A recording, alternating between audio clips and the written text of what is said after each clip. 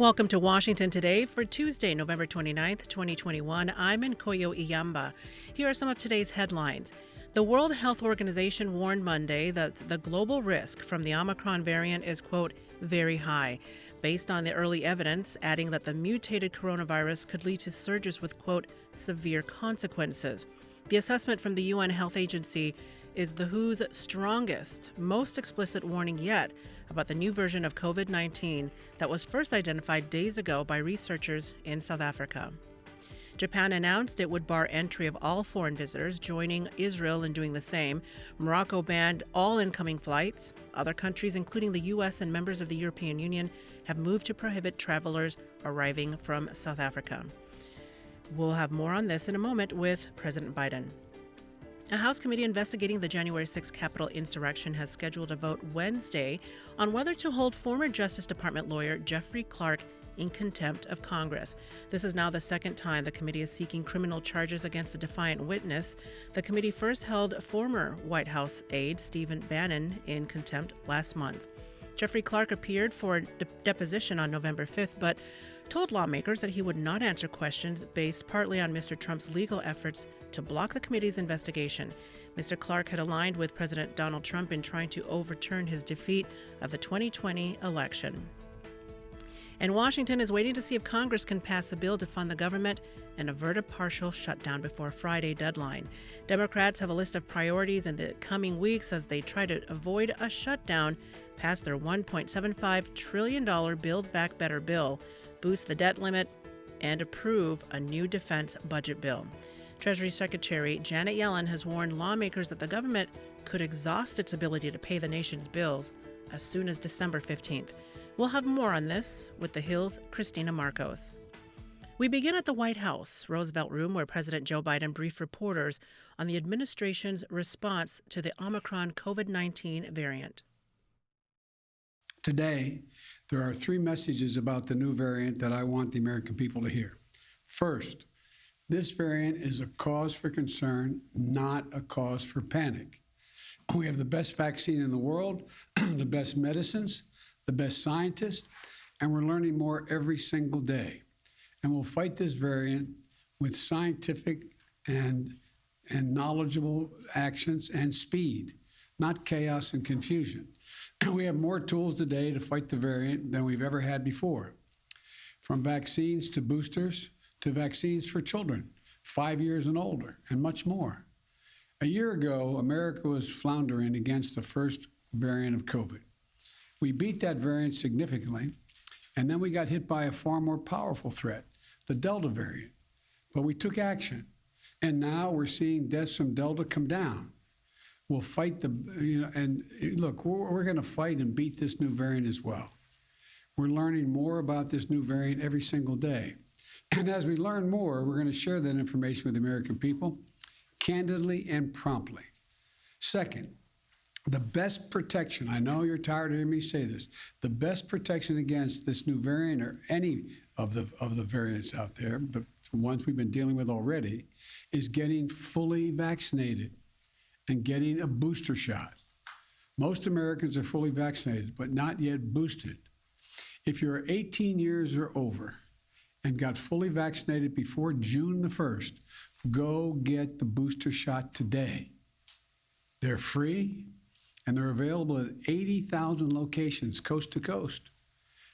A fully vaccinated booster person is the most protected against COVID. Do not wait. Go get your booster if it's time for you to do so.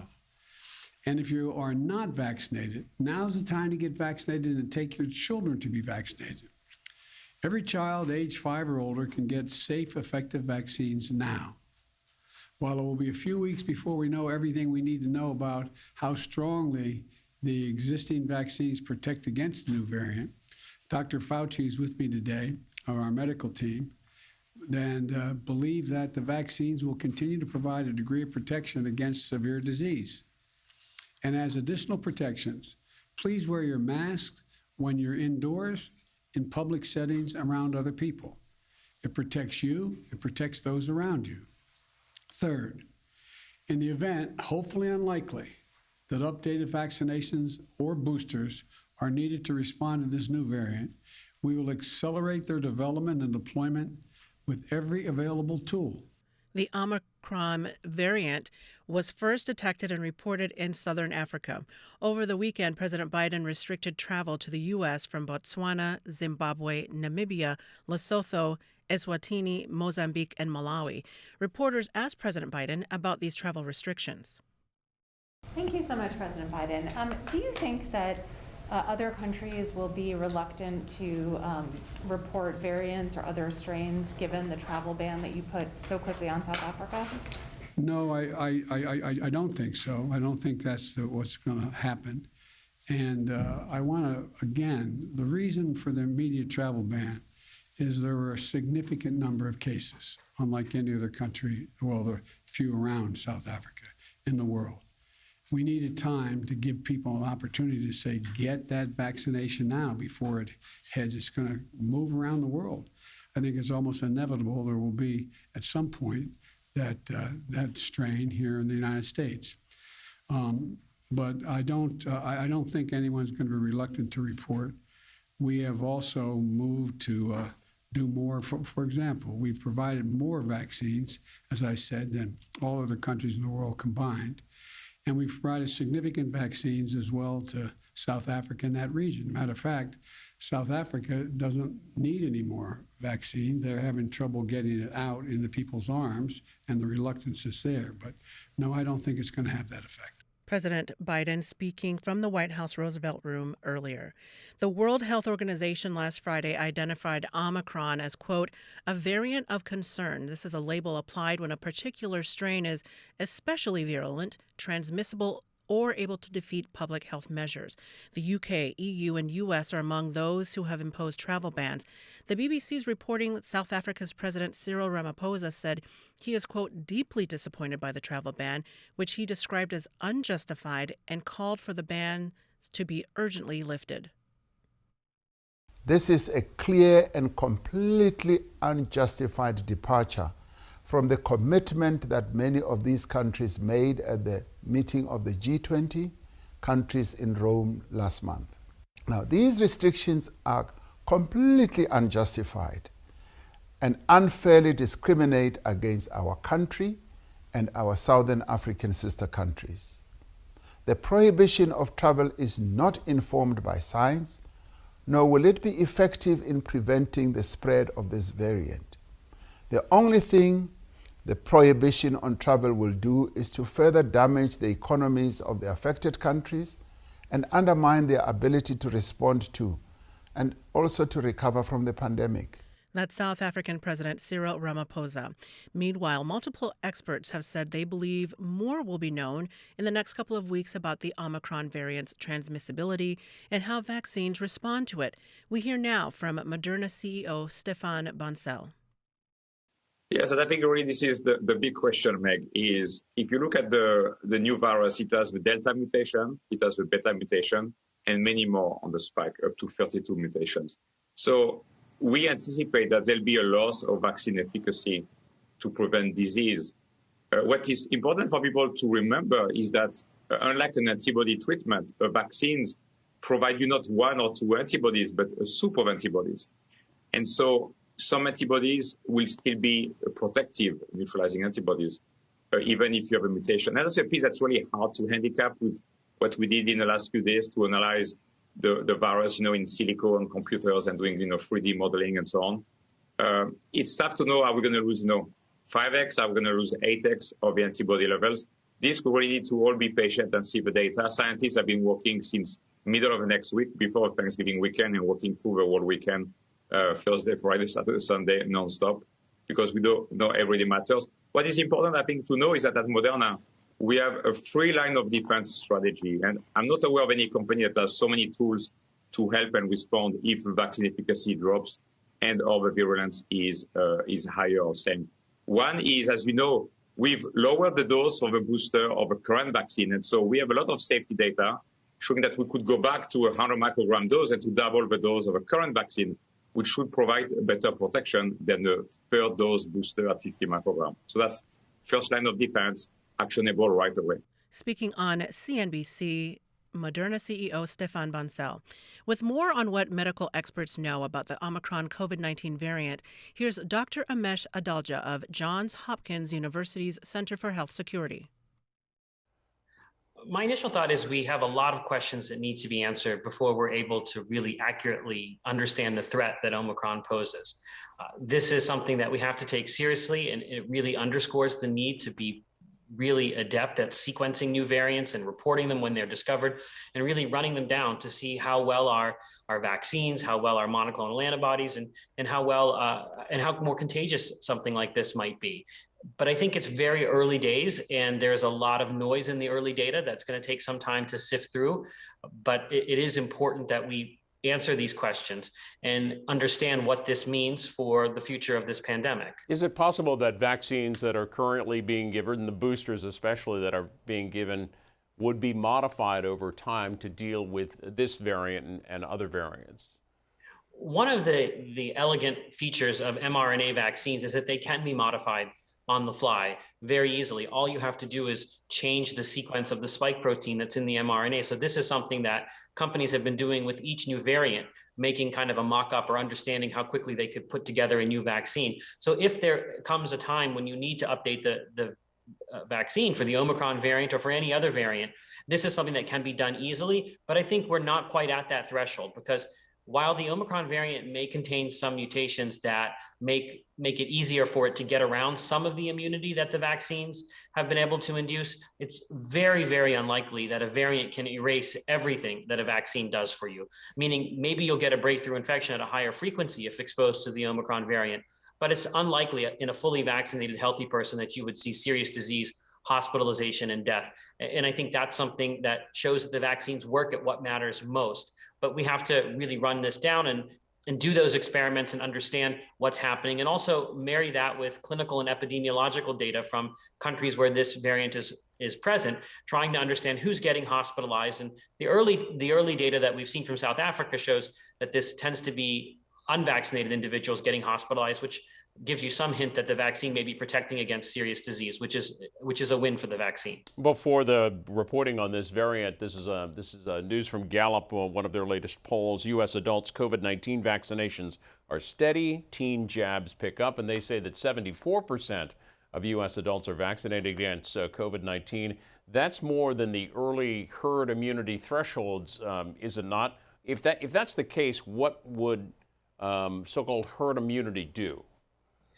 Herd immunity is something I think that was kind of the holy grail when it came to COVID-19, but it's not something I think we should be trying to pursue, especially with the virus that's able to mutate and create new variants. Because maybe if we were still dealing with the Wuhan strain of COVID-19, we would be above that threshold. And indeed, we saw dramatic drops in cases with the Alpha variant when we just hit kind of 40% fully vaccinated.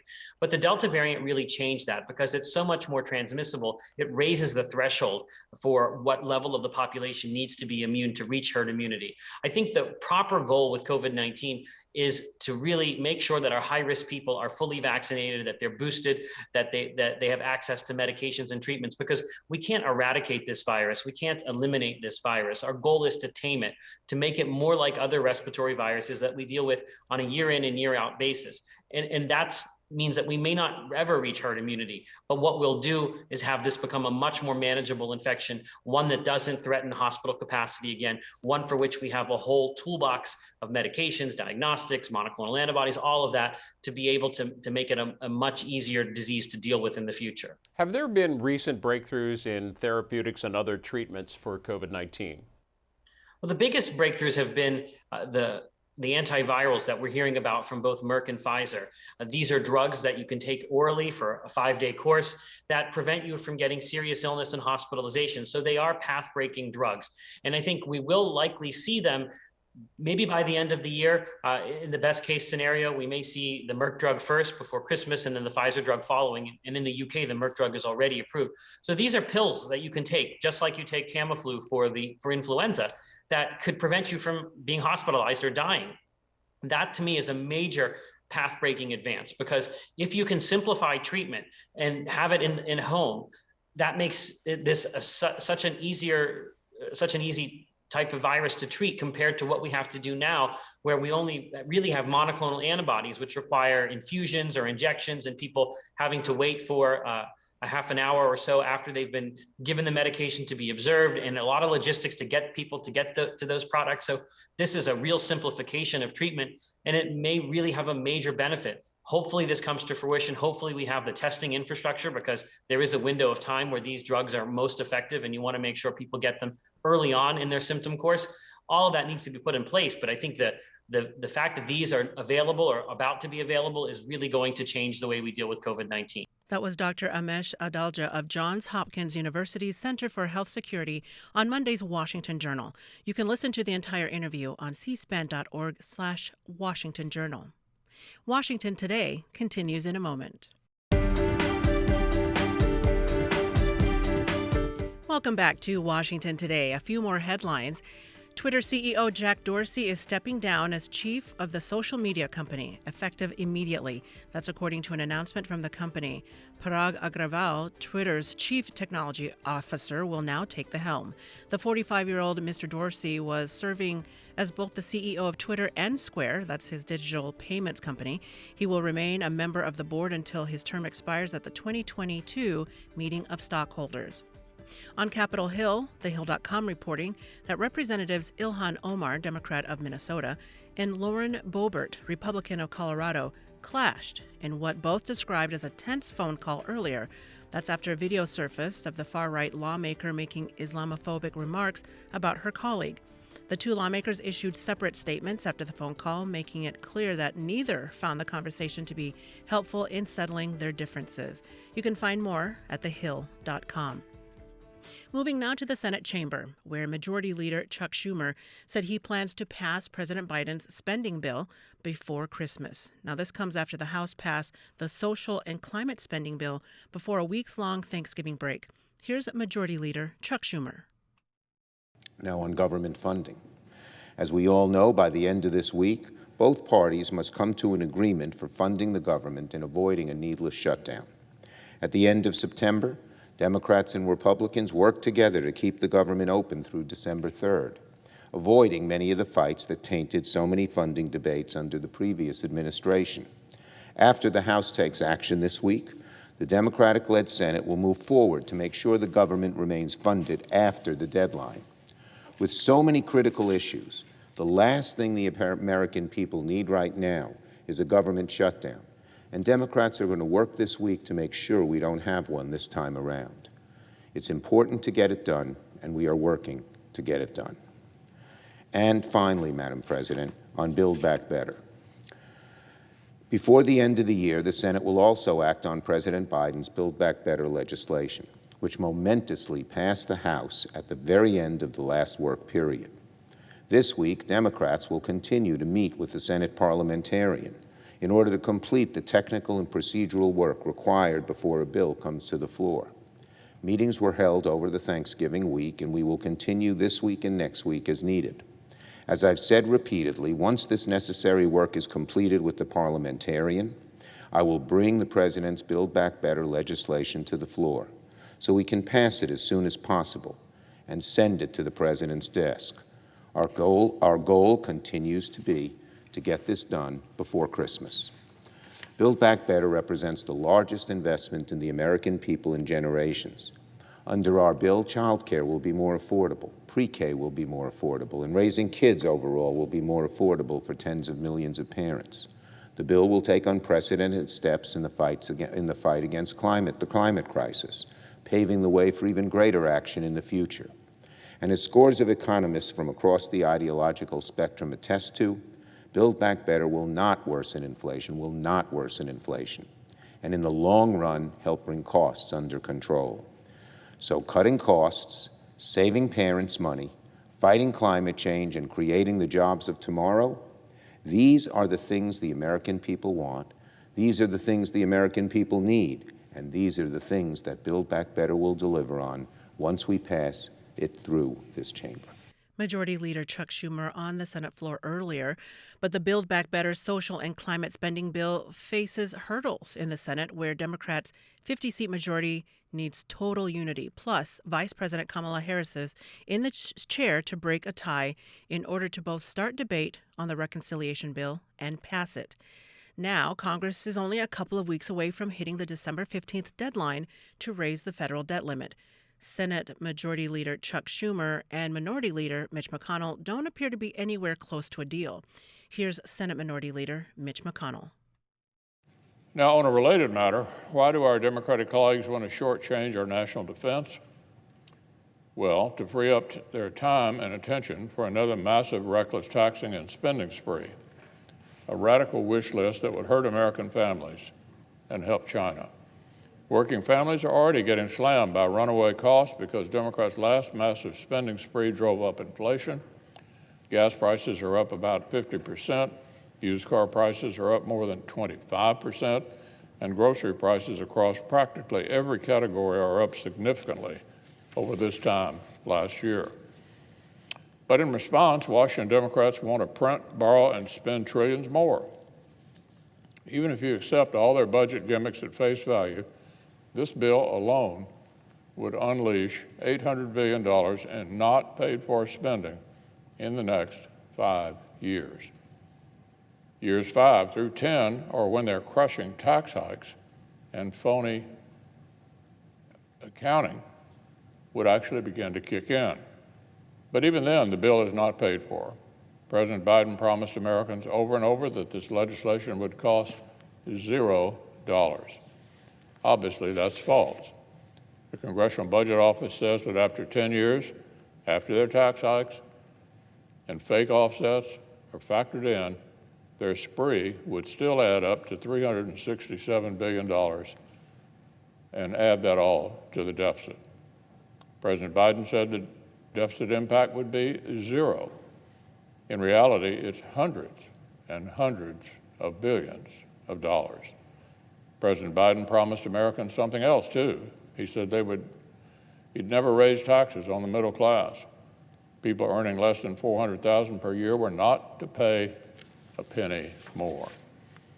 He has completely broken this promise as well. Among the $1.5 trillion in job-killing tax increases are new burdens for small businesses, family farms, and direct hikes on middle-class families earning less than 6 figures. Meanwhile, amazingly, Democrats did find room in their plan to include $300 billion in tax cuts for the wealthiest blue state zip codes in New York and California. Our colleagues want to pretend they're launching another New Deal, yet one of the biggest components is a direct cash giveaway to their richest constituents. So the cost of this spending spree would be astronomical, and the massive tax hikes that would only partly pay for it would literally crush an already fragile economy. That's Minority Leader Mitch McConnell speaking on the Senate floor earlier. For a preview of the week ahead in Congress, we talked to The Hill's congressional reporter, Cristina Marcos. So yes, that's at the top of lawmakers' to-do list this week as they start coming back into Washington from the Thanksgiving break. Absent congressional action right now, current government funding is set to run out Friday night. And so that's the first things first is lawmakers have to figure out how to avoid a shutdown. Right now, it's not yet clear how long another stopgap measure would last. In the House, the chairwoman of the House Appropriations Committee, Rosa DeLauro, is pushing for a stopgap measure that would go into mid-December or so. And she argues that's a way to keep pressure on Republicans to reach a longer-term deal on federal spending. On the other hand, there's such a long to-do list for Congress in the next few weeks, particularly in the Senate, where legislation just moves a lot more slowly than in the House. And so there's also some discussion among congressional leaders about potentially passing a stopgap measure this week that would go into January or February, just so lawmakers would have more time to negotiate top-line spending levels. So that's something that's still under discussion, but at this point, there's no expectation that there would be a shutdown, but lawmakers still have to iron out the date first. Well, your colleague Alex Bolton reporting this morning on the another issue related to the spending deadline is the debt ceiling. They're raising the debt ceiling for the United States. No deal in sight as Congress nears the debt limit deadline. What will they do there? So the two top leaders in the Senate, Chuck Schumer and Mitch McConnell, have been talking in recent weeks. They had a meeting shortly before the Thanksgiving break, and both sides portrayed it as a productive meeting that was constructive. But they're still not on the same page when it comes to how to raise the debt limit. Republicans are still pushing for Democrats to use the budget reconciliation process that would allow Republicans to offer unlimited amounts of amendments and try to force Democrats to take some politically tricky votes. And of course, Democrats would rather not have to go that route. So there's still a question of how to avoid a default in the next couple of weeks. But the fact that McConnell and Schumer are talking is more progress than we saw the last time around back in October, the last time that we had this debt limit fight. As you mentioned, much of the attention this week will be focused on the U.S. Senate. They come back today. They begin by taking up the defense authorization measure, and off the floor, discussions continue on the president's social spending measure, the Build Back Better plan, it's called. First of all, to floor action, will they complete action on that defense measure, another must-pass measure by the U.S. Congress? And secondly, where do things stand on the $2 trillion measure, the Build Back Better plan? So with the defense bill, that's actually one of the few bills that that's something that has to be passed on an annual basis to renew defense programs. And that's something that Congress has managed to renew every year consecutively for the last several decades. And so lawmakers want to be sure to keep up that track record. Senators tried to reach a deal on some amendments to vote on before passage of the bill, before the Thanksgiving break, but there were some objections among some senators who didn't get amendments. And so they're still trying to work out an agreement for how to move forward, but the Senate does plan to vote tonight on a procedural vote to advance the bill forward. So senators are hoping to pass the defense bill by the end of this week. Back to the House. And then with the Build Back Better Act, yes. The House just passed it before the Thanksgiving break. So and now every single Senate Democrat, all 50 of them, has to get on board in order to send this to President Biden's desk. And so that means that individual senators have a ton of leeway over what's in the final bill. And so there are still some lingering issues to iron out, including paid family leave, as well as a state and local tax deduction. One more thing, over the weekend, you wrote about looking ahead to 2022. The headline on your piece on Saturday said GOP eyes booting Democrats from seats if the House flips. What is this, a retaliatory measure by Republicans? It would be if they take over the House. Shortly before the Thanksgiving break, the House voted to both censure and take away committee assignments from Paul Gosar after he posted an anime video that depicted him killing Congresswoman Alexandria Ocasio-Cortez, as well as swinging swords at President Biden. And so Democrats have maintained, both in the case of Paul Gosar and earlier this year when they removed Marjorie Taylor Greene from committees, that they're establishing a precedent of not tolerating lawmakers who appear to promote political violence. And they say that's a red line, particularly after the violent attack on the Capitol on January 6th. But Republicans are very frustrated at being in the House minority, where that means they don't have a whole lot of ability to stop whatever the majority wants to do. And so Republicans who are very frustrated about this have been pushing Kevin McCarthy to take retaliatory action in the event they do take over the House in 2022. Cristina Marcos from Monday's Washington Journal.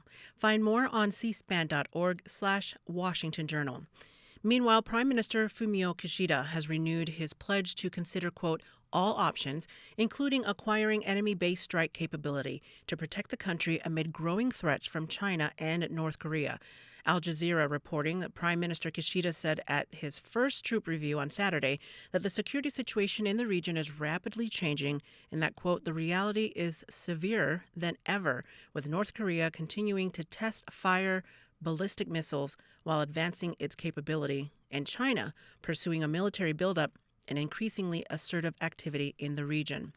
Here in Washington, D.C., the Center for Strategic and International Studies, several professors in Asian studies discussed the results of a multi-year study on previous U.S. strategies to denuclearize North Korea.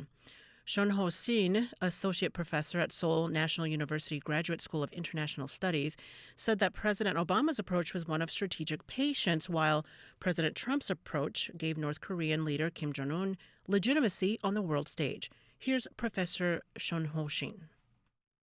Recently, especially in this giving South Korea's ongoing presidential campaign, there is an interesting debate coming out within South Korea, saying that can we really trust U.S. extended deterrence against this increasing North Korea's nuclear capability? And one of the extreme, kind of a wild case scenario among some of those Korean politicians, for example, is that maybe South Korea need to develop our own nuclear capability. I think that's a kind of very dangerous kind of area that we could fall into if we emphasize too much about kind of capability. We overestimate North Korea's nuclear capability or intention. So this is a kind of my second work trying to assess how to strike a balance between North Korea's rhetoric and their nuclear intention and their real capability. That's kind of what I've been working on. But I guess going back to your first question, I guess Biden administration came up with kind of a pragmatic and calibrated approach to North Korea, what that is, how to deal with North Korea. I think eventually they have to find some way in between Obama and Trump's approach. But bottom line is they need to talk to Kim Jong-un again. That's Shon Ho-shin, associate professor at Seoul National University Graduate School of International Studies. And speaking of diplomacy, the Atlantic Council hosted a discussion with former diplomats on ways to reinvigorate U.S. foreign policy. Deborah McCarthy is a former U.S. ambassador to Lithuania in the Obama administration. She said U.S. diplomats are working on critical U.S. interests, yet the State Department is understaffed and underfunded.